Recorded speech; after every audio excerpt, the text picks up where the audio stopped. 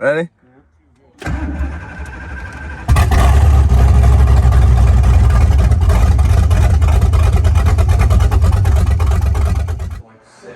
All right. We got the Freedom Fox crew looking over their work before this thing turns over. We got Dad in the building. Doug, everyone's here. Watch this thing run. Ben's pretty stoked. We just went over and made sure that our inputs and outputs matched.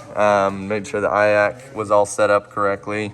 So we should have pretty good functionality, but we're gonna check crank timing first. He's got the injector harness unplugged, and then we'll turn this thing over and make sure that timing looks good, because Ben's got a Holley dual sync distributor, and it's a 357 with a Vortec blower on it. Yeah, serious stuff here, but I think I'll be all right.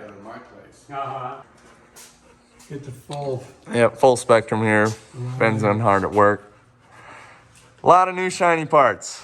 Got a nice chromoly K-member UPR stuff. Coilovers in the front. He's got the same 14-inch by 175 Viking springs. Those are the 11R twisted wedge heads. 205s. Also running the TKX. Very nice. Very nice. Team Z drag springs. 9-inch axle ends. Cycle again. Once the timing matches at idle, as in the higher RPMs, lock it down and you're done. Ready?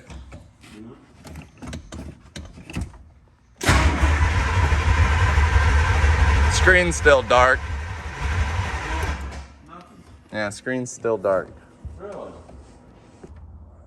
Huh. All right, so we've been fighting this thing. First off, the Terminator X was losing power when we went to crank it, and didn't really change a whole lot, except for Ben said the ignition switch was replaced and the little connector wasn't pressed in all the way. And so we pressed that in, and then we fixed that problem. On to the next problem. We thought the CDI box wasn't necessary. Turns out it definitely was necessary, and so we ended up figuring out a wiring problem. We'll leave it at that. It's been a number of hours fiddling with it, but we finally got our timing light to work, and we got spark, and so now we're gonna go for a first fire up here. So when you're hooking up the Holley dual sync here, you're gonna have a new harness instead of the TFI harness. And that means that the white points wire coming from the ECU is not being used through the TFI harness. There is a white wire that comes from the harness that's usually all coiled up if you are a TFI setup, but that wire needs to be wired into your CDI box that you're using. It sounds like it's kind of important, and so that would be something to keep in mind when you're wiring this stuff up.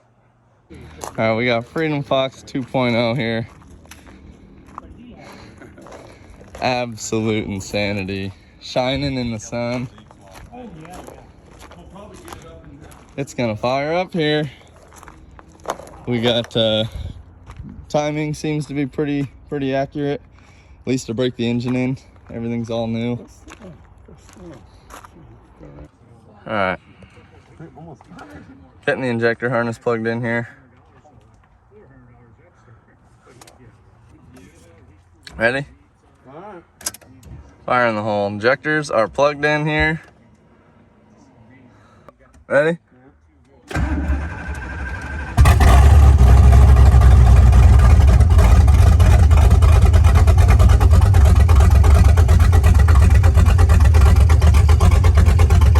65.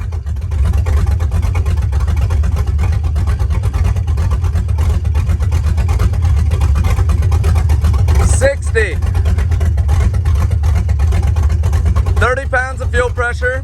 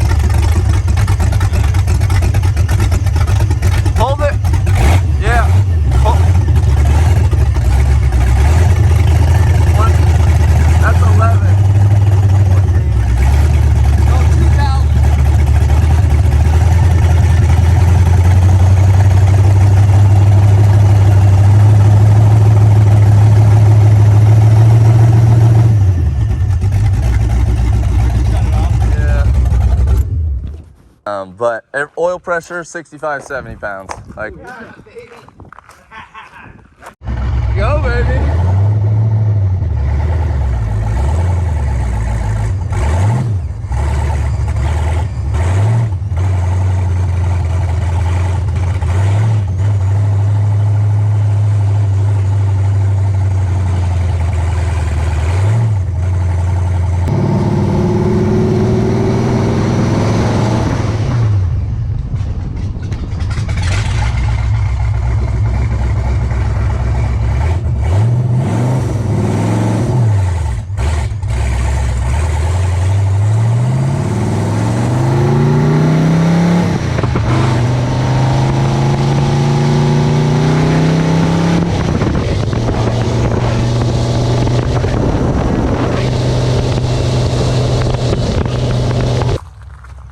Wow.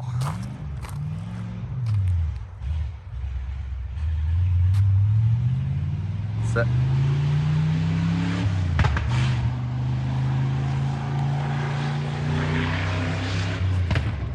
His exhaust is too short.